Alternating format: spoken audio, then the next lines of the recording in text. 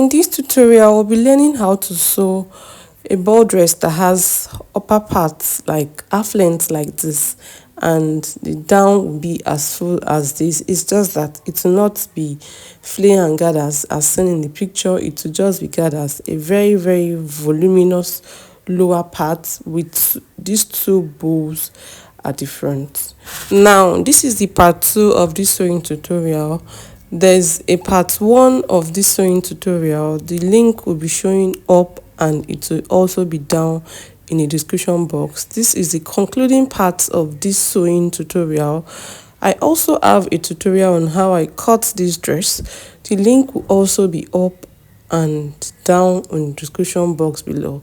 So if this is the first video you are seeing, I need you to know that there's a video that teaches how to cut this dress. There's another part that teaches how to sew this dress up to the point where we'll continue in this particular video. So that you will understand what I'm saying perfectly, you might need to refer back to the cutting tutorial and then to the part 1 of this sewing tutorial. So continuing from where I stopped in the part 1, I have already turned the armhole on the mesh. It is now time to turn the armhole on the brocade fabric. So to do that, I'll need to retrim the armhole, just the part that is on the brocade fabric. You don't need to recut that on the mesh because it's already turned. So when you retrim it, you will flip the half cut to the wrong side, just like I'm doing. Then you will turn the armhole. While you are turning, I would advise you use hemming gum on this part as well. You turn for the both sides and you flip it back to the right side and give it a very good press. So at this point, I proceeded to pressing everywhere that I needed to press.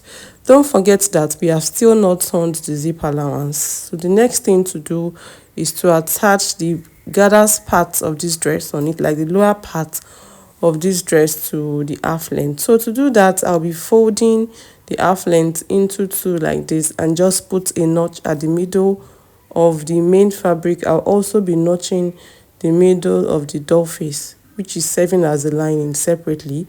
Then I brought my already gathered fabric and I'll fold this into two as well. I gathered it to the length I have on the half cut, the zipper allowance inclusive. So I'll fold this into two, put a notch at the middle, then I'll be pinning these two notches together, and I'll make sure right side is facing right side while I face them on each other. I mean the half length and the gathers part of this dress. Then I will stitch across from one part to the other. When you are done attaching this, the next to do is to attach the strong mesh on it. So fold the strong mesh into two as well. Get the middle of it, pin the middle to the middle of the half length, and you stitch the strong mesh on top of it. After stitching the strong mesh on top of it, I just thought to show you what is looking like at this point. At this point, there is no lining under this dress and it's already puffing. You can see that the strong mesh is the actual thing that did the magic in this particular dress. So the lining is not there yet, and this is what my dress is looking like at this point.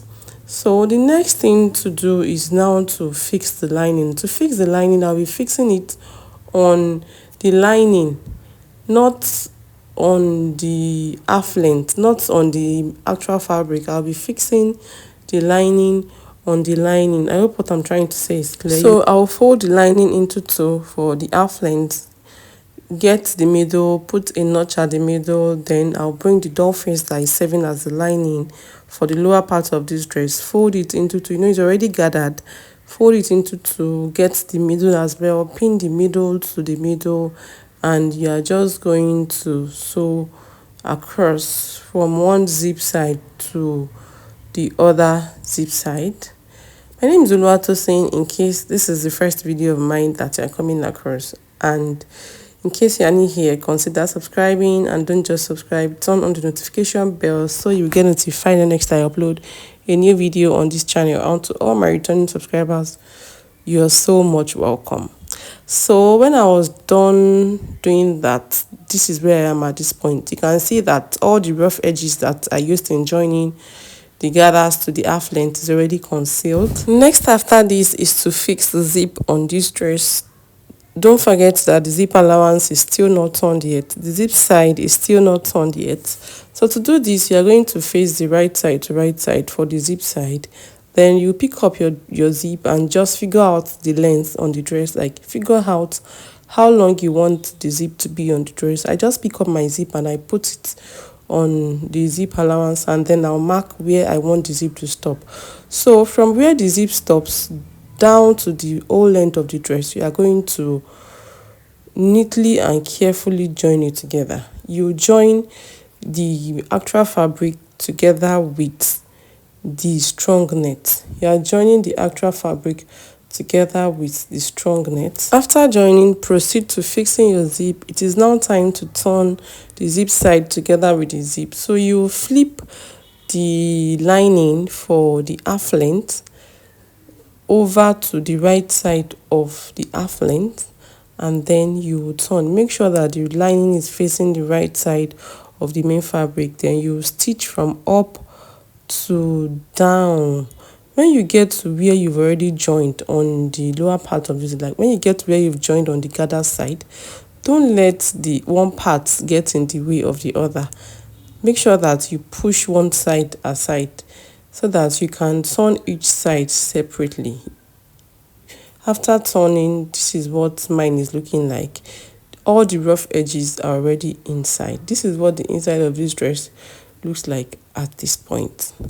The next after this is to fold the lower part of this dress. And to fold the lower part of this dress, I used crinoline. I used crinoline that is just 1 inch wide.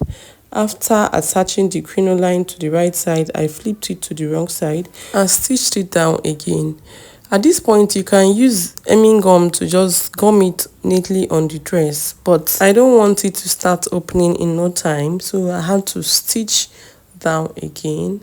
Now, the next thing to do is to cut the cape on the shoulder. So I already measured where this cape will be on the dress from front to the back on both sides. Then I folded my fabric on bias. As you can see, I cut the lining first before transferring to the actual fabric. I trimmed it out to my desired shape, and I used this to cut for the other side. I made sure I faced right side of this to the right side of another fabric, and I cut for the other side. After cutting to the other side, I transferred this to the actual fabric, which is the brocade. Like I said, this is the lining, and when I was done doing this, I added interfacing on this actual fabric and interfacing on the lining as well, and I turned everywhere. I just left like 1.5 inch opened where I flipped it to the right side from. Everywhere is turned. Now for the bow at the front, I just cut these little pieces and I turned all of them.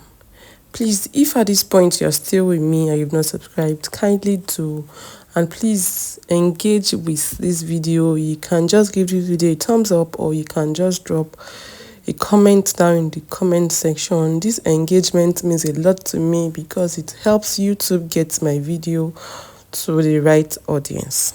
And don't forget that the link to the cutting tutorial of this dress is down in the description box, and the link to the part 1 of the sewing tutorial of this dress is also down in the description box.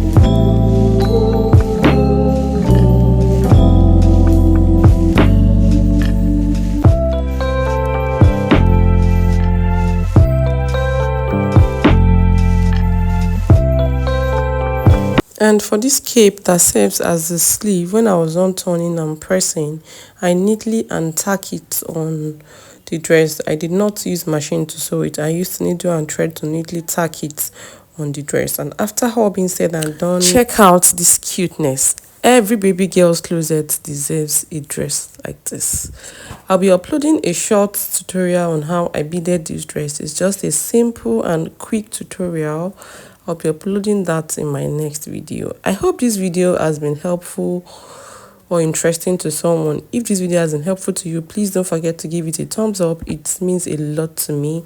If you have any questions, do not hesitate to ask me down in the comment section below. And if you are new here and you've still not subscribed, consider subscribing to my channel, and I'll see you in my next video. Bye.